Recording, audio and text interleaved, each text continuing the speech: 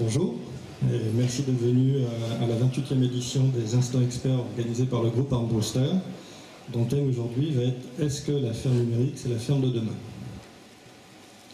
Donc, nous disposons d'une petite heure et demie pour apporter des réponses à ces questions et également répondre aux vôtres, puisque vous aurez une petite vingtaine de minutes pour poser des questions aux intervenants qui sont ici.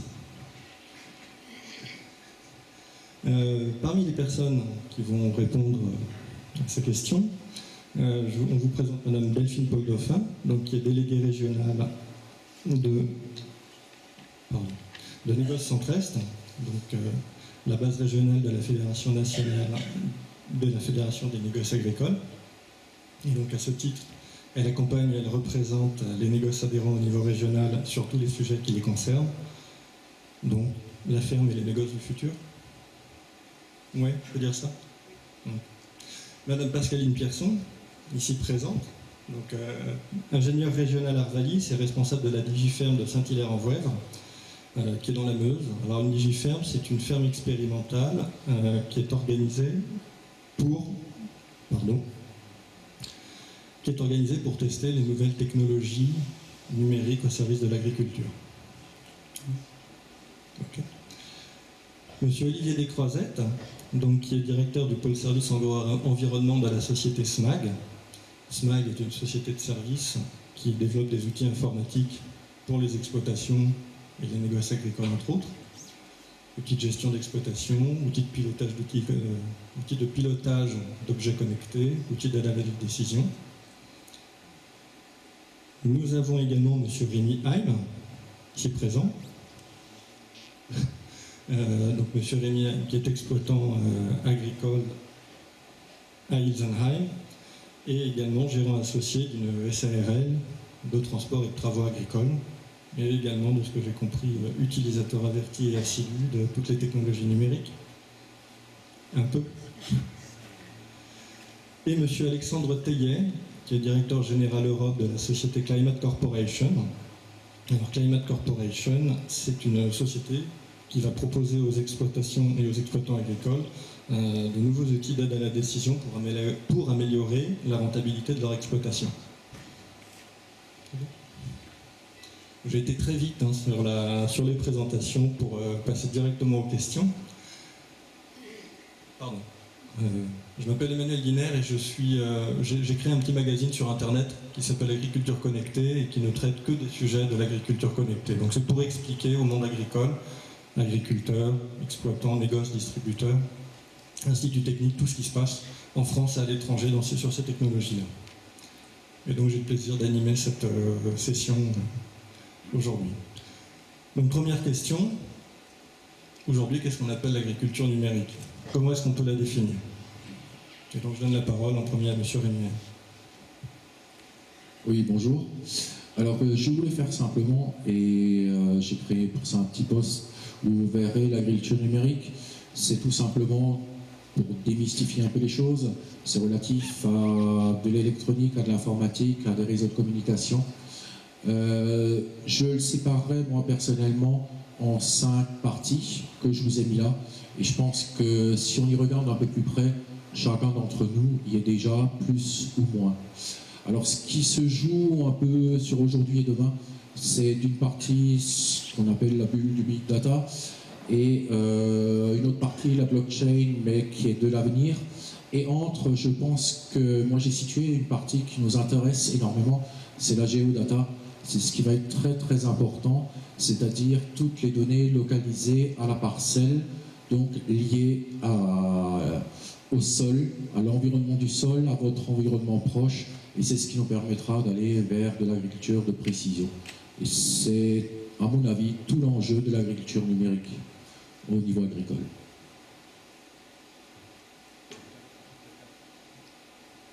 Quelqu'un veut prendre la parole? Alors effectivement, pour compléter, bonjour tout d'abord à toutes et à tous. L'agriculture numérique, c'est une révolution, puisque tout comme on a pu connaître il y a quelques années la révolution de la mécanisation dans les exploitations, aujourd'hui on est sur la même thématique de la révolution numérique dans les fermes. C'est pas nouveau, ça date déjà depuis plusieurs années. souvent contraints par la réglementation pour être obligé de renseigner différentes informations sur son exploitation. Et comme le disait Monsieur Lang, aujourd'hui on veut essayer d'aller bien plus loin que cela avec cette révolution numérique, c'est de réutiliser les informations que l'on aura potentiellement sur les exploitations pour en tirer de la valeur ajoutée pour les exploitations agricoles.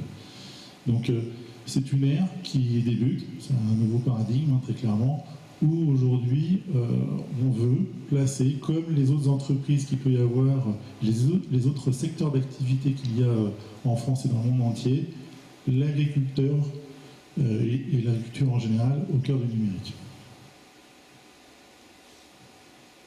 Je vais poursuivre. Hein. Bon, bonjour à tous également.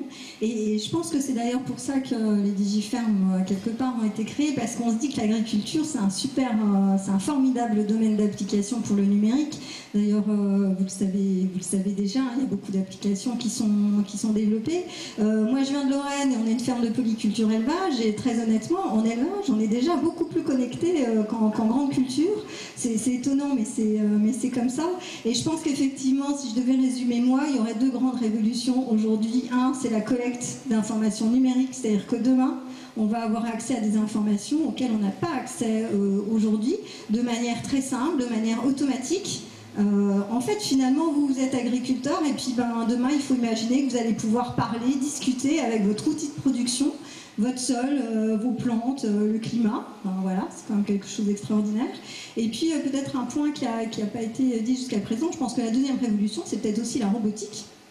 Là encore, peut-être rien de nouveau hein, dans l'agriculture, où il y a déjà des robots de traite, il y a déjà des robots qui existent. Toute la question, c'est de savoir si ces robots ils vont pouvoir demain nous rendre d'autres services. Et vous savez que par exemple, dans le cadre d'Ecofito, alors je ne veux pas dire de gros mots, mais dans le cadre d'Ecofito, le numérique, c'est un des leviers qui a été identifié, tout ça, ne serait-ce que pour pouvoir moduler des herbicides, ne serait-ce que pour pouvoir utiliser des robots pour n'appliquer que sur une certaine surface.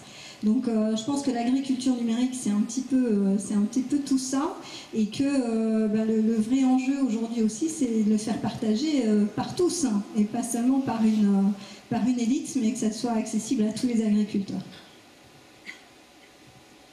D'accord. Aujourd'hui, est-ce qu'on peut parler de standards d'équipement? Est-ce qu'aujourd'hui, il existe certaines choses dont on doit être équipé sur son exploitation pour dire « je suis déjà dans l'agriculture numérique » ? Bon, je vais commencer, j'ai le micro, mais après je le donne. Finalement, il y a une échelle de temps, je pense, quand on s'intéresse au numérique. Il y a ce qui existe aujourd'hui, ce qui existera demain, et puis peut-être avec un peu de chance, ce qui existera après-demain. Sur la station de Saint-Hilaire, on s'est dit, bon, allez, au minimum, si on veut s'appeler ferme numérique, il faut qu'on ait ce qui est opérationnel aujourd'hui, c'est-à-dire pouvoir faire de l'agriculture de précision, en s'équipant d'un RTK. Nos animaux sont connectés, vous avez des colliers qui permettent de suivre les chaleurs, vous avez des bolus qui permettent de suivre les températures. On a une station météo connectée, donc on a les données météo, non pas de Météo France, mais de notre station à nous, là où on a choisi de les avoir. Des outils de décision, ça c'est sûr. Et puis par exemple, quand on se propose d'échanger notre matériel sur une plateforme comme WeFarmUp, on est aussi connecté aujourd'hui. D'accord. Vas-y. Alors peut-être d'une façon plus générale, je pense qu'aujourd'hui on est tous déjà connectés d'une certaine façon. Je regardais tout à l'heure en voyant arriver, beaucoup d'entre vous avaient le téléphone à la main. C'est déjà une première forme d'agriculture connectée où vous allez chercher de l'information régulièrement sur votre smartphone, sur votre téléphone, peut-être pour voir les prix de marché, pour avoir les conseils de votre technicien, je dirais, en temps réel. Voilà, c'est déjà une première forme d'agriculture numérique où on est passé de la tradition papier ou orale à une tradition déjà où on reçoit de l'information sur un support numérique, quel qu'il soit. Et donc, quelque part, pour répondre à la question, vous avez déjà fait ce premier pas dans cette agriculture numérique. Donc voilà, comment j'accède facilement de la donnée et de façon également indépendante, ça c'est important, c'est vous qui faites le choix d'aller piocher telle ou telle information. Maintenant, l'enjeu, comme on le disait, c'est comment on va pouvoir vulgariser cette donnée, vous la pousser de la façon la plus naturelle possible pour que vous puissiez justement aller butiner et piocher sur cette toile numérique. Votre question était tout simplement, est-ce qu'il faut avoir certaines choses ou pas? Je dirais il y a des rythmes très différents. Si on parle aussi, parce qu'il faut un peu en parler, du côté matériel et tout, il existe certaines choses, les avoir forcément, on n'est pas obligé, on est juste obligé une fois de mourir, mais bon, il faut déjà que ce soit rentable. Donc il faut déjà que les choses qui existent et soient développées, elles soient rentables et qu'on s'y retrouve économiquement. Ça, c'est l'une des premières choses. Et deuxièmement, sur tout ce qu'il existe, il y a quand même un gros souci, c'est au niveau de l'échange de données ou de les systèmes qui parlent entre eux. Alors que ce soit pour les données, pour les choses ici du hardware ou même des softwares. Il y a déjà tout un gros problème de liaison et de lien, d'échange d'informations. D'accord. Vous qui êtes exploitant, est-ce que vous pouvez nous dire déjà ce qui est rentable et ce qui ne l'est pas? Vous avez déjà testé? Alors, mon frère et moi, nous on est dans l'agriculture de précision depuis un paquet d'années. Ce que je peux dire, c'est que le guidage est rentable à partir du moment qu'on commence à l'exploiter et aller vers du trafic contrôlé. Là, il y a des choses à faire. Et ça, c'est parfois très simple et c'est parfois de l'organisationnel. Là aussi, il y a, donc pour ce faire, il y a le signal RTK. Alors, je tiens quand même à rendre hommage à quelqu'un qui est là dans la salle, à monsieur Jean-Louis Kiry, qui s'est beaucoup dévoué pour le signal AK, et remercier les établissements Broster d'y être allés, alors que personne n'y croyait. C'est quand même un signal de haute précision qui est à notre disposition. Voilà, donc il y a tout un ensemble de choses à faire. Je voulais juste rebondir sur l'aspect de rentabilité parce que c'est toujours la même question qu'on pose en premier. Et c'est vrai que si je vous ai dit que pour les instituts, on s'était dit que c'était stratégique le numérique, c'est bien parce qu'il faut que les exploitations restent compétitives. Donc cette notion de rentabilité, elle est importante.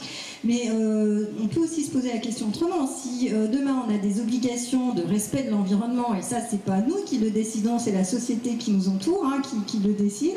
Donc le numérique va pouvoir rendre ce service-là. Et puis je me dis finalement, si ça vous permet d'exercer votre métier dans des meilleures conditions, on parle souvent du bien-être animal, mais on pourrait parler du bien-être de l'agriculteur. Parfois vous avez du matériel qui va, mais c'est vrai que je fais peut-être une connotation élevage, mais qui va permettre de s'affranchir de tâches qui étaient astreignantes et contraignantes pour vous, ou comme le guidage. Je ne connais pas un agriculteur qui, après l'avoir adopté, pourrait s'en passer facilement. Et finalement, tout ça, ça peut nous faire accepter que ça ait un certain coût supplémentaire. Oui, donc l'agriculture numérique, en effet, vous l'avez compris, il y a plusieurs thèmes qu'on pourrait aborder. La première, c'est la collecte de données. Et là, effectivement, c'est quelque chose dans lequel on est déjà familiarisé. Vous, en Alsace, vous collectez déjà beaucoup de données, que vous le sachiez ou non, vous générez des millions de données sur votre exploitation. Donc là, je dirais que, et vous le faites via des cartes de rendement, via des cartes de sol, via tout un tas de choses que vous avez déjà. Après, la vraie question, c'est qu'est-ce qu'on en fait? Et je pense que c'est là la deuxième étape sur laquelle il faut que tous, on travaille, quelles que soient nos origines et quels que soient nos besoins. Comment on crée vraiment des outils qui vont utiliser ces données et vont vous permettre de prendre de meilleures décisions pour les années prochaines ou les saisons prochaines. Tout l'enjeu, il est là. C'est pour ça, je pense, qu'on est tous là dans nos sociétés et qu'on est passionnés. On est tous passionnés par ça. Je pense aussi que ça pourrait être intéressant peut-être de poser la question dans la salle. Combien il y a de personnes, par exemple, dans la salle qui sont équipées avec une carte de rendement? Si vous levez la main, n'hésitez pas. Ça pourrait donner peut-être une idée. Voilà. Combien il y a de personnes dans la salle qui ont, par exemple, des cartes de sol numériques? Il n'y en a pas beaucoup. Voilà. Donc, ça me donne, bonjour à tous, ça me donne l'occasion de répondre un peu à ces propos par rapport aux mains que j'ai vues se lever dans la salle, où il n'y en a pas beaucoup, mais il ne faut pas vous affoler, j'ai envie de dire. Chacun, c'est un dossier qui est assez novateur, et qu'aujourd'hui, justement, vous êtes ici avec les établissements Broster, et que je pense que dans tout ce développement du numérique, le duo agriculteur-distributeur sera obligé d'exister. Et que du coup, bon, vous l'avez déjà vu, vous avez vécu la montée en puissance de tout ce qui est réglementaire, où vous avez été dans l'obligation d'être accompagné. Vous avez votre technicien conseil, mais aussi toutes les structures qui vous aident en parallèle. Et je pense que justement, par rapport à ces standards, c'est difficile de parler de standards d'équipement aujourd'hui, de savoir où est-ce qu'on doit en être, est-ce que je suis en avance, est-ce que je suis en retard. L'important, c'est d'être à l'écoute, je pense, de ce que l'on a envie de faire demain et de qui peut nous aider demain dans ce développement de ces nouveaux outils. J'ai une dernière petite question sur ce premier thème. Est-ce que quelqu'un pourrait vous dire, grâce aux technologies numériques, aujourd'hui, qu'est-ce qu'on peut faire, qu'on ne pouvait pas faire il y a 5 ans? Est-ce que vous avez des exemples? Oui, je pense qu'un exemple est notamment au niveau de la modulation, donc un début de modulation de l'azote sur les céréales à paille. Il y a quand même quelque chose de faisable. En plus, derrière, au niveau technologie, au niveau machinisme, aujourd'hui, il est possible de prendre la carte faite par des OAD, la mettre directement dans la machine et on va y pendre. Et lui, il sait où il est et ça marche quand même. Voilà, il y a quand même un bon début. Après, il y a encore beaucoup de choses à créer. Parce que personnellement, pour moi, je complète juste un petit peu avant. Il faut aujourd'hui qu'il y ait quelques personnes qui aillent peut-être de l'avant pour explorer le sujet avant de vouloir lancer tout le monde et n'importe comment. Et ça, il faut que ça se monte parce qu'il y a, notamment en termes d'utilisation de cette donnée, de valorisation de cette donnée, de restitution et d'application, il y a beaucoup de choses à faire, un consensus à trouver pour rejoindre justement les technico-économiques dont je parlais tout à l'heure. D'accord. Quelqu'un d'autre veut donner des exemples? Ou je passe à la question suivante, au thème suivant? On peut continuer. Il y a beaucoup d'exemples en fait depuis 5 ans. Je vais vous en donner un qui est assez parlant, qu'on a testé, expérimenté à grande échelle sur des parcelles de betteraves. Ça tombe bien, en Alsace, un petit peu de betteraves. C'est tout ce qui est reconnaissance des adventices dans les parcelles agricoles. En fait, aujourd'hui, on a équipé des puvées de caméras qui permettent de détecter, tout en allant dans la parcelle, le type d'adventice et la fréquence des adventices observés, et ce qui permet ensuite de moduler directement l'apport de produits et même le type de produit à la parcelle. Donc ça, il y a encore 5 ans, c'était totalement inimaginable, pour 2 raisons, c'est qu'on n'avait pas les technos, et les prémices de ces technos-là, on va dire, coûtaient extrêmement cher. On était sur des caméras à plus de 5 000 euros, comme dollars, et il en fallait une dizaine par an. Aujourd'hui, c'est des caméras qui coûtent moins de 400 euros. Donc vous voyez, en 5 ans, le prix de ce type de matériel a fortement diminué. Et l'idée, je suis désolé pour les établissements de Broster, mais le but c'est de diminuer bien sûr la consommation d'intrants phyto, notamment donc les herbicides en l'occurrence sur les parcelles. Et voilà, il y a encore 5 ans, c'était totalement inimaginable. Et les technos de reconnaissance, d'analyse en temps réel et ensuite de big data, c'est un gros mot, on va le dire souvent aujourd'hui, mais en tous les cas, toute cette infrastructure informatique qui permet derrière de moduler la quantité d'intrants, voilà, ça c'était encore du domaine du rêve très clairement il y a 5 ans. Je peux aussi rapidement vous partager ce qu'on appelle la modulation de semis. On a des expérimentations dans toute l'Europe sur l'espèce maïs. Aujourd'hui, sur une centaine de tests, on peut générer entre 180 et 200 euros de bénéfices à l'agriculteur, simplement par une augmentation de rendement et pas forcément une baisse de densité, mais une meilleure répartition de votre densité à l'intérieur de vos parcelles. Donc ça marche. Alors, comment on vulgarise ça auprès de vous, auprès du milieu agricole, et c'est bien la mission dont on doit se charger. On va passer à la seconde question, qui est tout simplement, donc aujourd'hui on voit qu'on n'en est qu'au début de cette agriculture numérique et de précision, et donc demain, comment ces nouveaux outils vont changer l'agriculture? Si on se projette à 5 ans, 10 ans, si on fait un petit peu de prospective, où est-ce qu'on est? Donc je vais commencer. Alors moi je trouve que c'est une super question parce qu'elle ne parle pas que du numérique pour le numérique, mais elle parle aussi de changement de l'agriculture. Et finalement, je pense que la question qu'il faut se poser, c'est demain, comment est-ce que le numérique va nous accompagner pour ce qu'on appelle toujours la nécessaire. Vous savez, on dit toujours l'agriculture doit changer, l'agriculture doit s'adapter. Votre contexte de production, il est de plus en plus incertain à cause du climat, à cause de l'économie.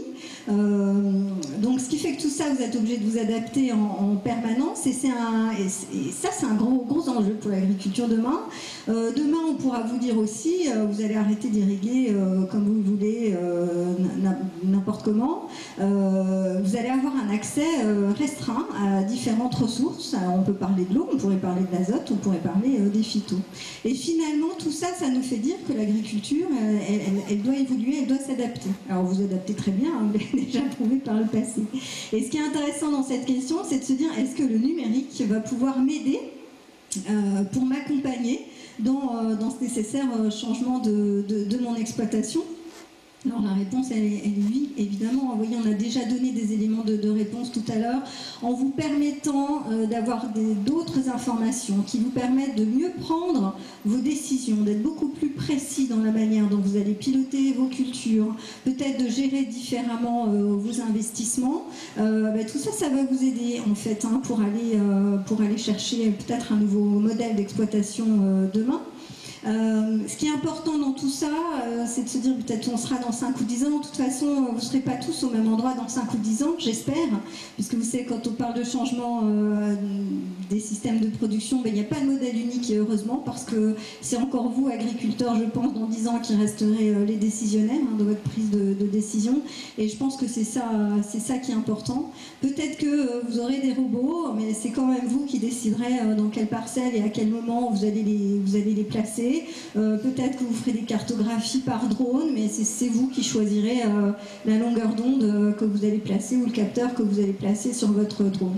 Donc vous restez décisionnaire et ça je pense que c'est très très important, même si il faudra peut-être des compétences un petit peu différentes hein, demain pour piloter votre exploitation. Alors ça, je trouve que c'est important parce que on va avoir des nouvelles technologies, on va pouvoir prendre autrement, mieux, j'allais dire mieux, j'ose dire mieux, ces décisions.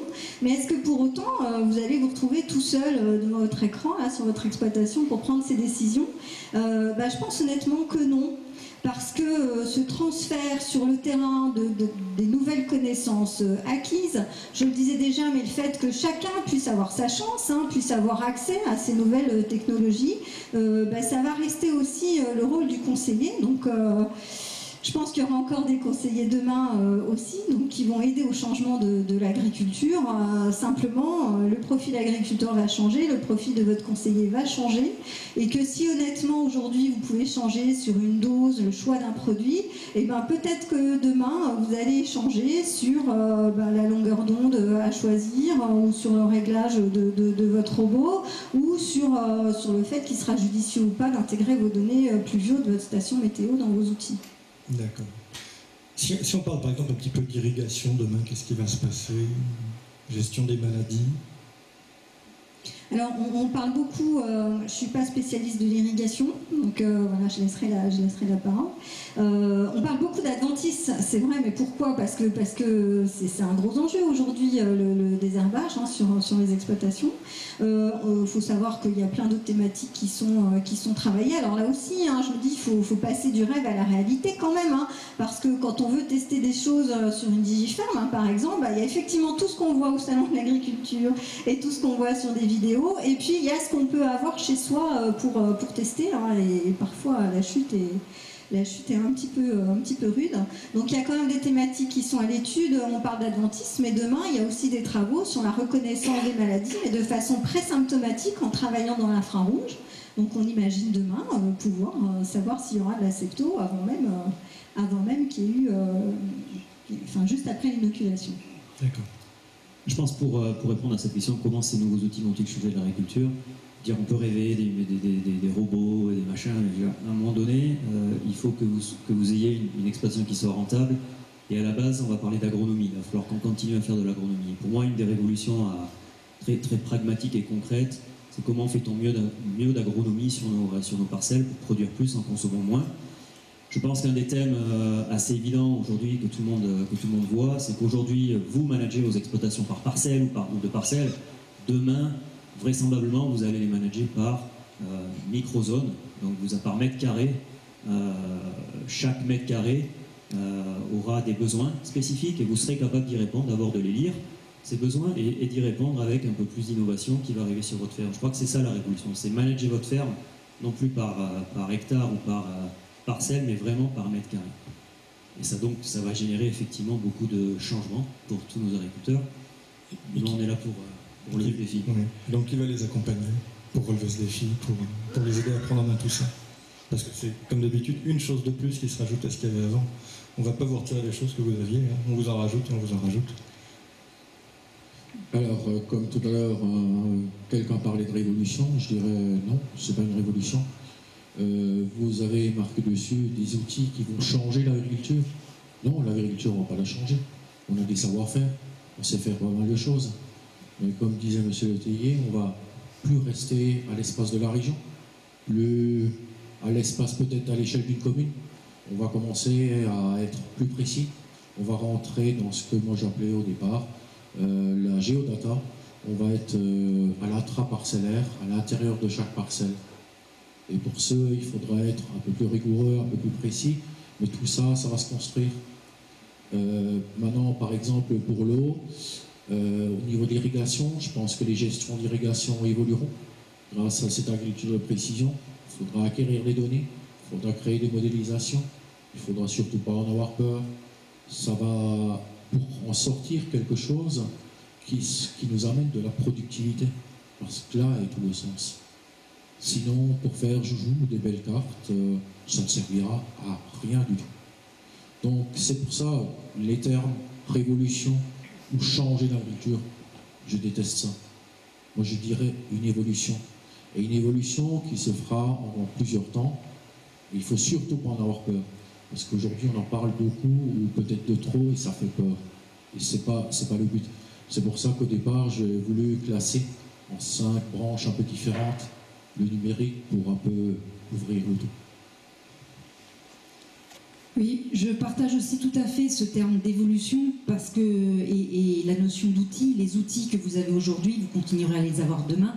En particulier, si on parle de toutes les notions d'intrants, les intrants, tout ce qui est fertilisation, protection phyto, eau, c'est toutes des choses que c'est quand même les éléments que vous devrez continuer à gérer. Certes, une évolution au niveau des phytos. Aujourd'hui, on vous demande de vous tourner vers des méthodes alternatives, vers des produits de biocontrôle. Mais tous ces outils, justement, vous allez de mieux en mieux les maîtriser grâce à tous ces outils. Et là où c'est important, c'est justement d'évoluer dans l'accompagnement.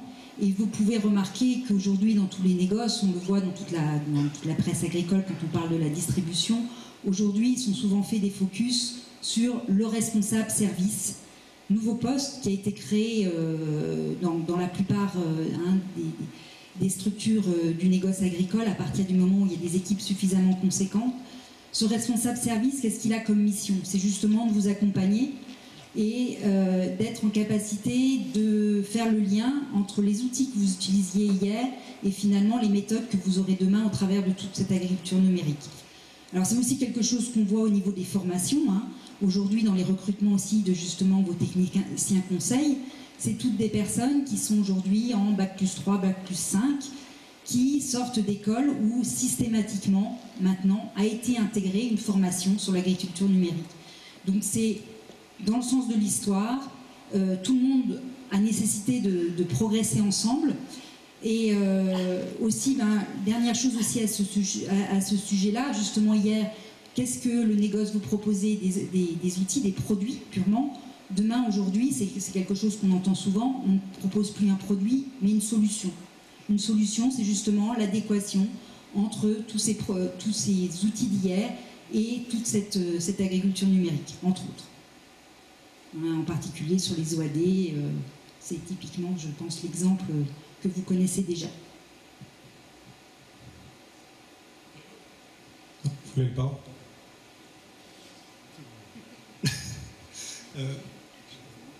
je trouve que c'est intéressant parce que finalement on s'est dit le numérique ça va nous aider à raisonner au centimètre carré, enfin au mètre carré si on en a envie.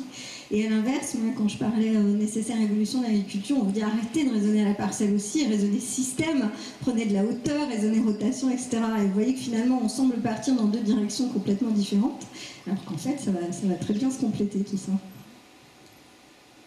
Oui, effectivement, je partage complètement la dernière remarque. Pour tourner régulièrement sur l'ensemble de la France dans la distribution agricole, on parle d'évolution numérique.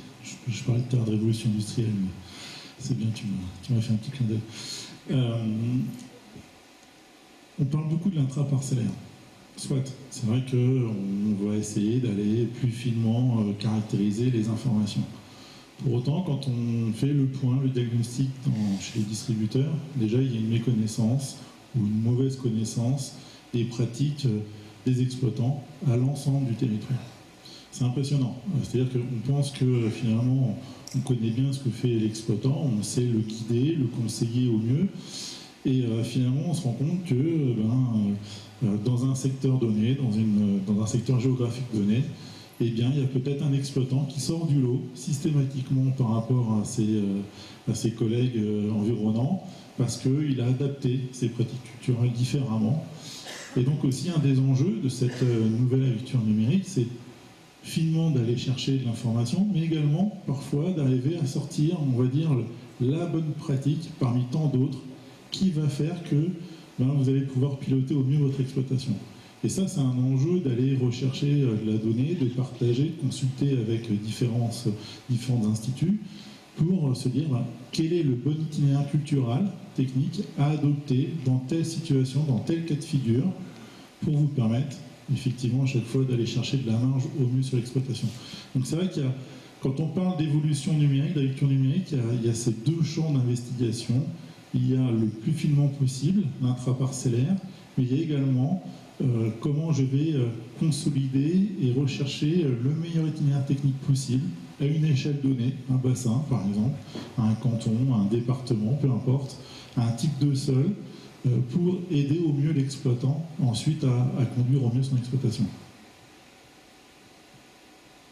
Merci. On va passer à la question suivante en fait, puisqu'on voit que l'échange d'informations et l'échange de données sont vraiment au cœur de ces nouvelles technologies. Et donc en fait, chacun d'entre vous, chaque exploitant, va participer au développement de cette agriculture numérique. Sans vous, ça va être compliqué, je pense. Donc comment est-ce qu'on va créer la confiance entre les différents acteurs, entre vous, entre les négoces, entre les industriels qui sont là, les chercheurs? Comment est-ce qu'on fait? Et puis s'il y a des craintes, je crois qu'il y en a, on va en parler un peu. Est-ce qu'elles sont justifiées? Je voudrais commencer sur un élément précis qui est la sécurité des données. On parle de confiance, donc je voudrais qu'on aborde peut-être ce point-là dans cette question-ci. Donc la sécurité des données, c'est effectivement une question qu'on se pose tous. Comment on va sécuriser tout ça dans un monde qui est en train de s'ouvrir pour nous et qui est vraiment nouveau? Je dirais que dans un premier temps, il y a des lois, qu'on le veuille ou non, mais il y a un cadre légal qui existe déjà dans la plupart des pays, qui sont plutôt des cadres qui sont laissés, je dirais, au niveau national. Et il faut que vous sachiez qu'en mai 2018, c'est au niveau européen, on va avoir des nouveaux cadres légaux. Quand je dis nous, c'est l'ensemble des gens qui utilisent des données vont devoir se mettre aux normes d'une manière assez importante, ce qui pour nous, les personnes dont les données sont utilisées, est un gage de sécurité supplémentaire. Donc dans un premier temps, je dirais qu'il y a un cadre légal qui nous protège et qui va être encore plus renforcé dès 2018 de ce point de vue-là. Après, il y a un deuxième élément, je pense, sur lequel il faut qu'on discute, je dirais l'ensemble de la profession dans les années à venir. Aujourd'hui, on a parlé effectivement du numérique dans l'agriculture étant quelque part un peu en retard par rapport à d'autres secteurs d'activité, qui du coup nous laisse une opportunité de faire les choses bien et de commencer les choses comme il faut, et notamment au niveau de la sécurité des données. Et messieurs, mesdames, je pense qu'il vous faudra faire, à mon avis, attention à 3 choses qui sont essentielles. Si jamais un jour vous souhaitez donner vos données ou laisser certains organismes utiliser vos données, la première c'est La transparence. Il faut être certain que les personnes qui vont utiliser vos données soient complètement transparentes sur ce qu'elles vont en faire. Est-ce que c'est pour créer des cartes? Est-ce que c'est pour faire tourner des algorithmes sur lesquels on va créer de la modulation de semis ou d'autres chez vous? Quelle que soit l'utilisation dont seront faites vos données, il faut que ce soit transparent. Premier point. Le deuxième, c'est que quelles que soient les données qu'on récolte sur votre exploitation, elles sont à vous. Les données vous appartiennent. C'est aussi un des principes, je pense, de base pour commencer à parler de confiance dans ce secteur-là à terme. Donc tout ce qui sera utilisé à partir de vos données va nécessiter votre autorisation, votre consentement, puisque ce sont vos données. Donc ça, c'est un deuxième principe. Et le dernier principe de base, à mon avis, auquel on ne pourra pas échapper, c'est de s'assurer que vous puissiez récupérer vos données de n'importe quelle structure ou service quand vous le souhaitez. C'est la liberté aussi d'utiliser vos données comme vous voulez. Donc voilà, d'un côté, il y a un cadre légal qui va nous protéger, d'un autre côté, il y a des principes qui seront évidents dans l'agriculture numérique, qui vont créer, j'espère, un climat de confiance quand on parle de sécurité de données à terme, pour rendre vraiment cette technologie durable dans le temps, et qu'on ne manque pas cette révolution-là, appelons la révolution quand même, comme on a pu en manquer d'autres en Europe. Non, moi, je voulais juste compléter, c'est qu'une donnée en tant que telle, souvent on se pose la question de savoir est-ce qu'elle a de la valeur ou pas, et c'est finalement, quand on a une grosse quantité de données, c'est ce qui peut leur donner de la valeur, c'est le fait de l'avoir transformé, de lui avoir permis de nous apprendre quelque chose. Moi, c'est toujours une réflexion que j'ai en tête, et puis cette notion de la valeur, mais elle est importante. Moi, je vais prendre l'exemple d'Arvalis. On produit énormément d'informations, énormément de données. Est-ce que pour autant on va les mettre à disposition de tout le monde gratuitement? La question peut se poser, parce qu'on peut estimer qu'elles sont stratégiques pour nous et surtout qu'elles ont eu un coût d'acquisition. Donc je trouve que dans les débats, ce qui revient souvent dans les échanges aussi, c'est que combien ça m'a coûté pour acquérir cette donnée, et est-ce que du coup je la mets à disposition gratuitement ou pas. Voilà. Et pour le reste de la sécurisation des transferts et de l'accord du propriétaire de la donnée, je suis bien d'accord. Juste petite précision, est-ce qu'on pourrait définir ce qu'est une donnée agricole? On peut pas Une donnée agricole, c'est une température, une pluviométrie, c'est une station météo connectée, c'est une intervention, c'est l'observation d'un stade et puis 1 centimètre. Tout ça, ce sont des choses notées à la main? Ce sont des choses qui sont enregistrées automatiquement? Où est-ce qu'on va avec ça? Alors effectivement, pour compléter, c'est un rendement, c'est tout un tas d'informations que l'on peut collecter à l'exploitation. Ça peut être des données machines également, tout simplement. Consommation de votre tracteur qui est aujourd'hui enregistré sur votre console. C'est pression des pneus à un instant T, c'est taux d'usure, c'est tout un tas d'informations qui peuvent être donc soit renseignées dans un outil informatique par vous, mais également peut-être par votre technicien sur votre exploitation, ou qui peuvent être tout simplement enregistrées. Peut-être pour prendre un petit peu de recul, un peu plus de hauteur sur cette question, quand on a débuté alors chez SMAG, ça s'appelait pas encore SMAG à l'époque, mais il y a plus de 15 ans, le développement d'outils de gestion parcellaire sur le web, on avait exactement la même question. C'est-à-dire que c'était les premiers outils sur le web, et les exploitants nous disaient, mais quand je vais saisir une information, elle va se retrouver quelque part dans le nuage, en cloud.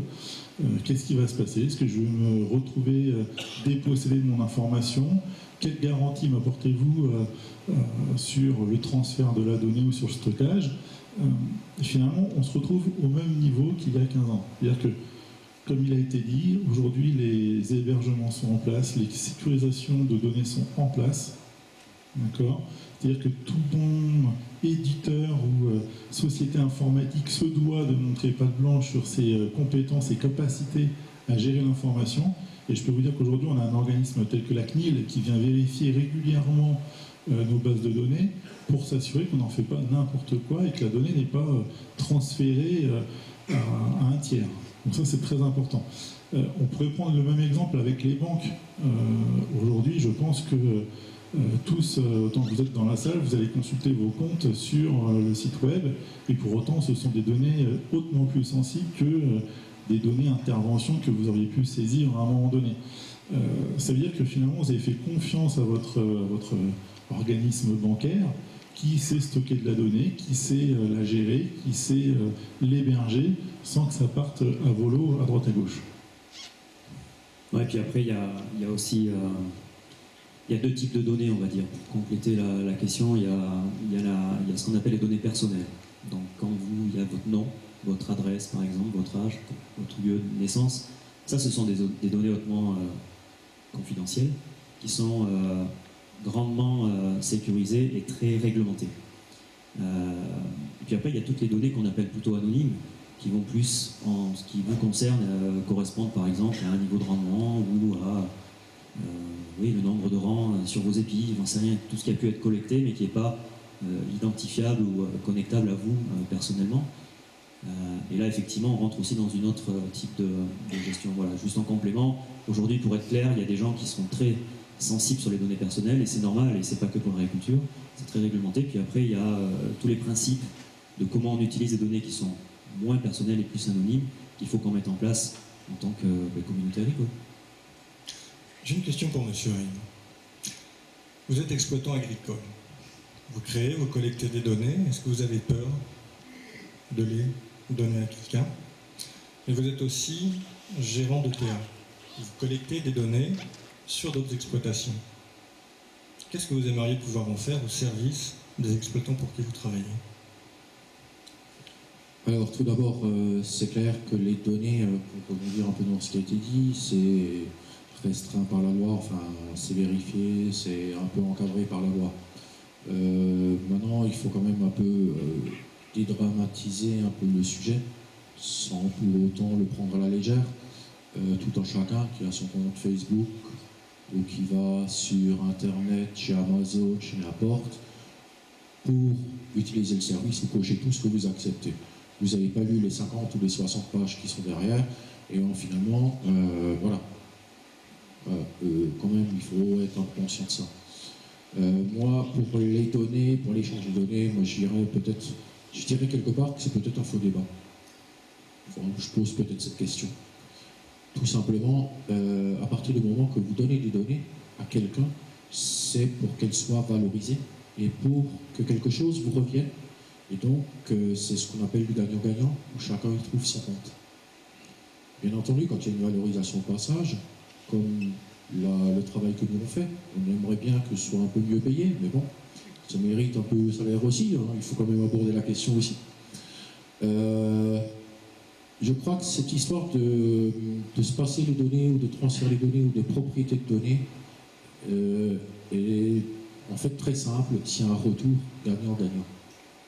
Là où se pose le problème, c'est quand quelqu'un veut prendre des données, les exploiter commercialement pour soi et créer de la valeur uniquement pour soi.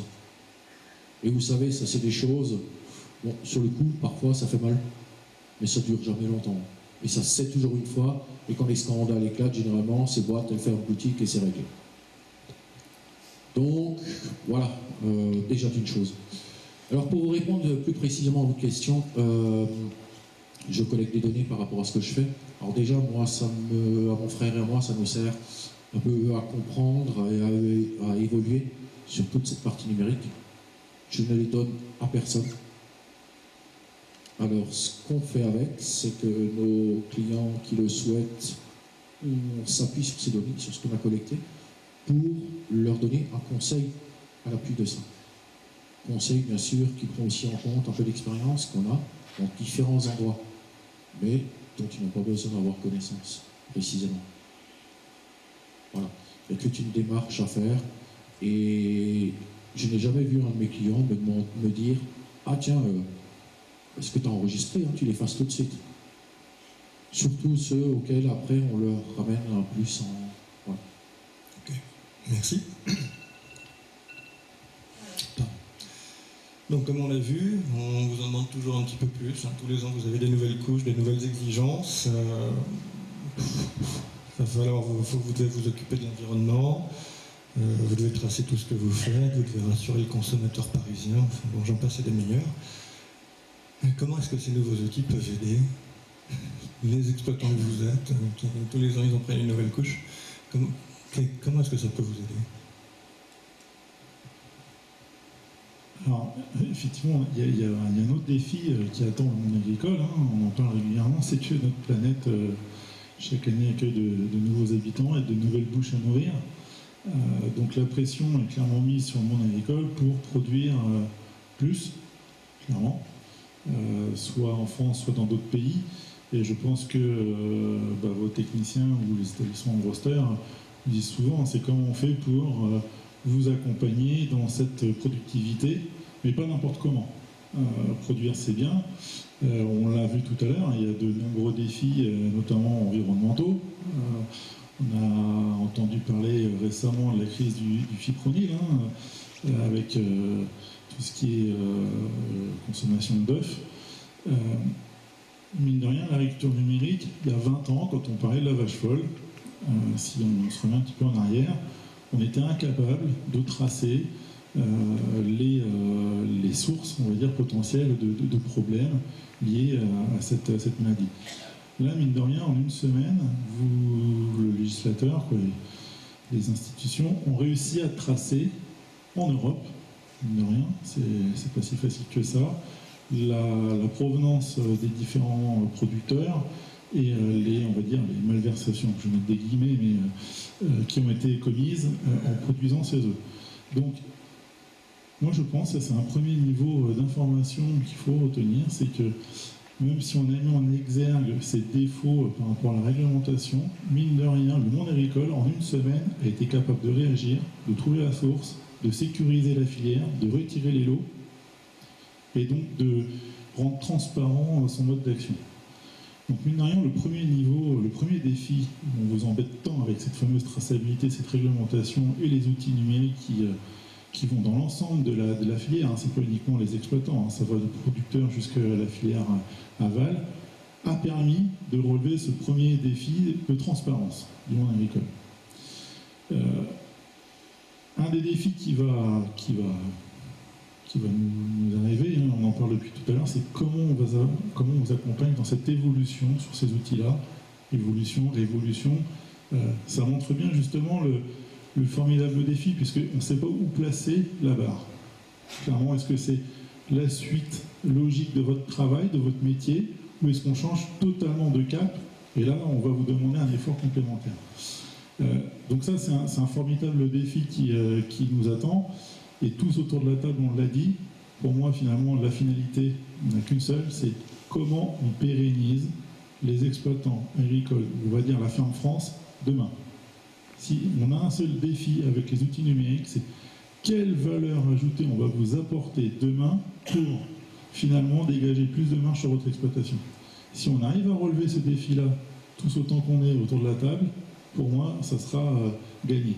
Si finalement c'est juste vous apporter une surcouche et une contrainte supplémentaire, voilà, une nouvelle fois on dira l'informatique, c'est bien beau, c'est gentil, mais ça ne sert à rien et ça ne m'apporte rien. Donc voilà, donc, défi majeur, comment on pérennise la ferme France et comment on améliore vos revenus. Ouais, moi pour compléter ça, je vais vous donner un exemple très précis. Imaginez-vous dans la plaine du Pô en Italie. Il fait chaud, il fait beau, et il n'y a que du maïs. Vous êtes au milieu de grandes villes comme Milan par exemple. Vous êtes agriculteur là, vous avez une pression sociétale énorme. De voir les enrouleurs et les pivots tourner, je peux vous assurer qu'ils en prennent plein les dents, les agriculteurs, et ils se font traiter de tout pendant 3 mois d'été. Il y a un outil qui a été mis en place il y a 3 ans maintenant, qui est un simple petit outil numérique qui permet de mieux irriguer. Et sur un millier d'exploitations qui utilisent ça autour de Milan depuis quelques années, il y a des instituts techniques, il y a l'université de Milan qui a commencé à y mettre son nez et à regarder un petit peu ce que ces outils numériques pour mieux irriguer pouvaient amener en termes de réputation éventuellement et en termes de meilleure image pour l'agriculture. Sur ces milliers d'exploitations, il y a 3 chiffres, je pense, qui sont intéressants. Le premier, d'abord, il y a une hausse de rendement. Quand on irrigue mieux, on fait plus de rendement en maïs. Ça, c'est bien. Au moins, ça paye l'outil. Deuxième chiffre qui est intéressant, c'est que en moyenne, sur ce millier d'exploitations, ils ont pu sauver environ 15% d'eau. Ils ont économisé 15% d'eau sur ce bassin-là. Et troisième chiffre, 17% d'énergie, ils ont économisé. Donc ça, ce sont des... Alors non seulement c'est du tangible pour les agriculteurs qui, pour le coup, vont en profiter, mais je pense aussi que c'est quelque chose qui peut être intéressant d'utiliser en termes de communication et en termes de réputation pour ce monde-là, qui est pointé du doigt dans certains bassins. Dans 2 ans ou 3 ans, cet outil sera vraiment archaïque. Je peux vous dire que ça fait déjà 3 ans qu'il est créé. Imaginez-vous le potentiel donc, que ça peut être dans le futur, quand on aura vraiment en place des outils qui vont vraiment nous permettre de passer à l'étape supérieure.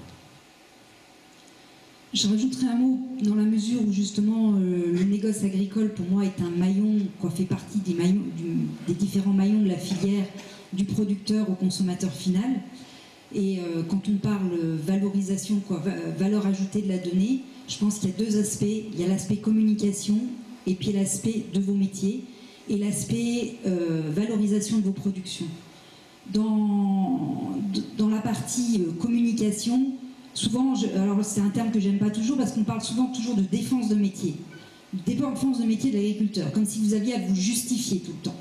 Moi, je préfère maintenant qu'on utilise plutôt le terme de valorisation de votre métier. C'est déjà beaucoup plus positif. Et je pense que là, l'exemple de la plaine du Pô est le parfait exemple de dire demain, c'est des chiffres, c'est des choses tangibles qui vont permettre de valoriser vos métiers. Trop souvent, finalement,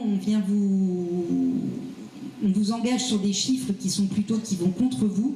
Demain, il faut arriver à créer de la communication qui soit pour vous. Et en particulier, alors, on parle de ces outils connectés, mais il ne faut pas oublier, on est plus sur de la technologie agronomique, il ne faut pas oublier aussi tous les réseaux sociaux. Alors c'est vrai qu'on en a des différentes images, il y a les réseaux sociaux plus ou moins professionnels, plus ou moins, on va dire, sociétaux. Aujourd'hui, les réseaux sociaux doivent aussi vous permettre de communiquer sur ce que vous faites bien. On dit trop souvent ce que les agriculteurs font mal, il y en a de moins en moins qui font mal, de plus en plus qui font bien. Il faut que ça se sache. Et justement, en particulier, certains connaissent peut-être ce qui a été mis en place par la plateforme AgriDemain, du réseau phare. Et bien là, c'est typiquement un mode de communication pour communiquer positif sur toutes les évolutions, tous les tournants que vous avez su prendre pour une agriculture, entre autres, plus respectueuse de l'environnement et qui va dans le sens aussi d'une meilleure rentabilité des exploitations. Après, meilleure rentabilité, je passe du coup sur l'aspect traçabilité. Traçabilité, pour moi, c'est vraiment un facteur de valeur ajoutée pour arriver à mieux valoriser vos productions. Valorisation que vous faites en partenariat avec votre négoce, puisqu'il est à la fois votre fournisseur et votre collecteur. Et donc là, on comprend tout le sens que ça a de partager certaines données avec, je dirais que c'était la question précédente, mais toutes les règles de bonne conduite, on va dire, par rapport à tout ce traitement de données dans un schéma gagnant-gagnant, mais je pense que c'est tout à fait possible. Une dernière chose, juste parce que dans 2-3 minutes, on va passer à la conclusion de l'échange. Allez-y. Tout simplement, je rajouterai juste une chose. C'est vrai que ces nouveaux défis sont autant techniques, économiques et tout ça. Il ne faut pas perdre d'esprit, j'y tiens beaucoup, que tous ces défis techniques ont parfois des coûts, ont des contraintes économiques et des contraintes diverses. Le premier bénéficiaire est toujours l'environnement. Et pour rejoindre un peu ce que vous disiez en termes de communication, parce qu'au-delà de tout le bénéfice qu'on peut en retirer, il y a toute une question à se reposer sur l'agriculture, sur le futur qu'on veut lui donner, notamment en termes de la communication, et de redevenir que nous agriculteurs, redevenons force de proposition, que nous reprenons notre destin en main. Et c'est quelque chose, je pense, de clé là dans la réussite. Merci. Donc la discussion est quasiment terminée. Déjà, ça passe très très vite. J'ai une petite question pour tous les 5.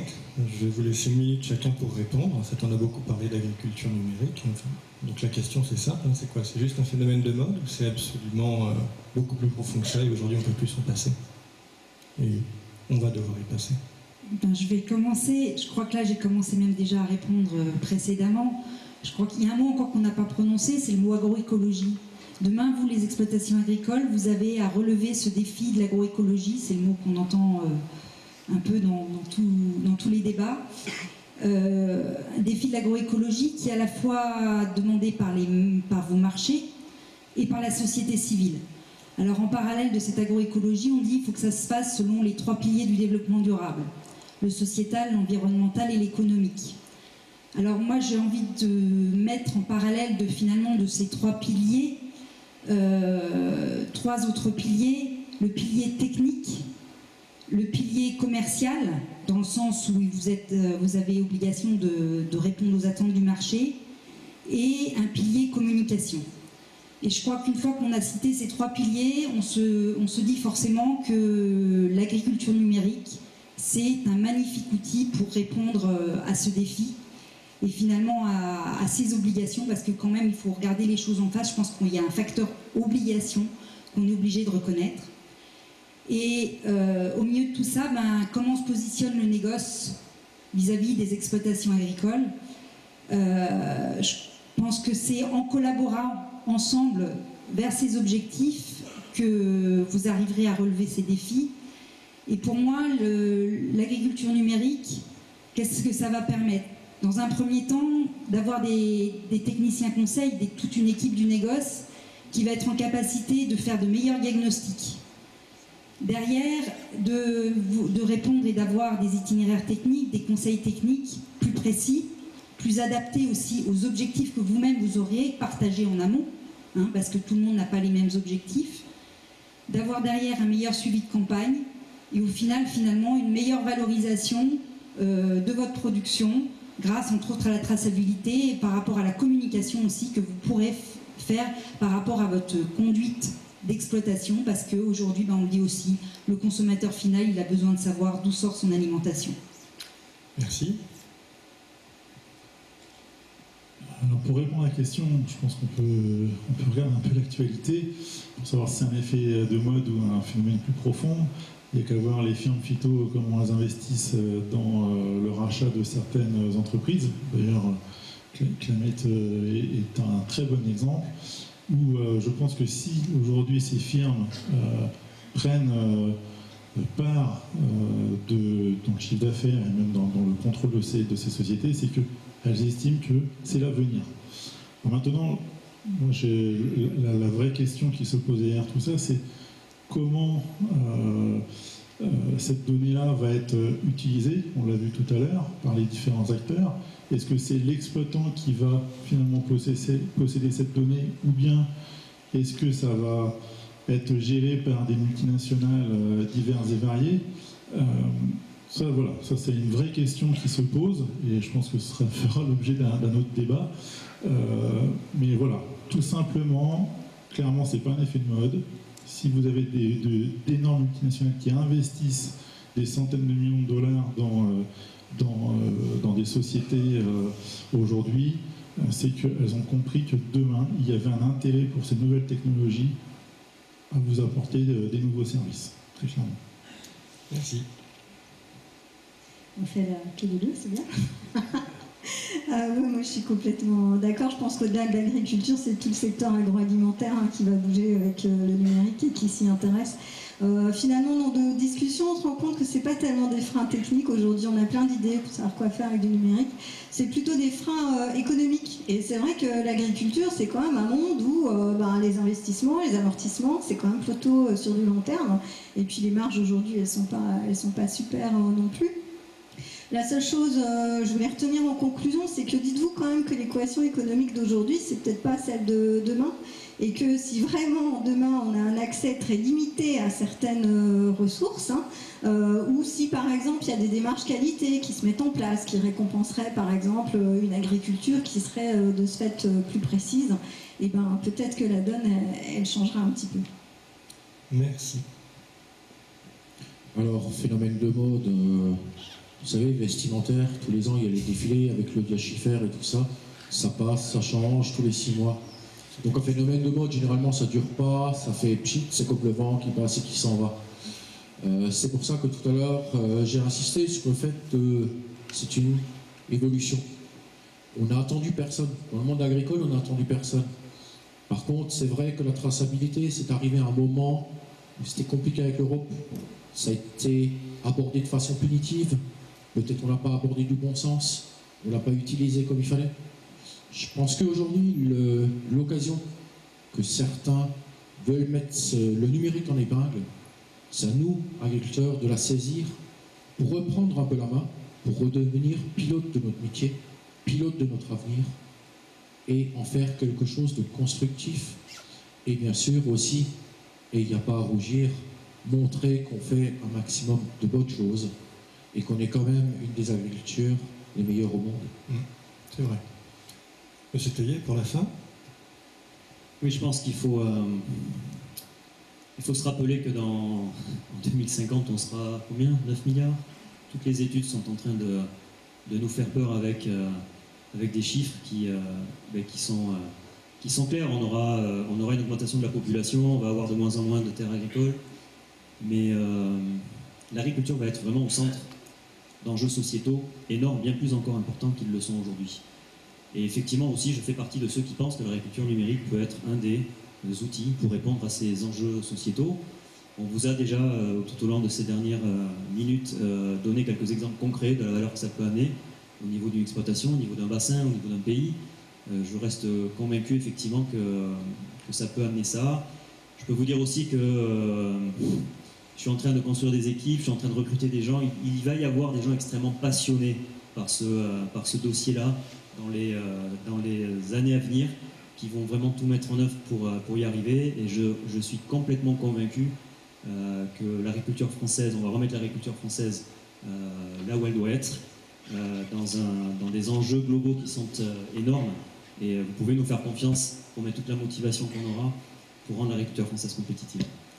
Merci beaucoup. Donc, merci beaucoup à tous les 5 déjà pour cette première partie. Et donc maintenant, on va passer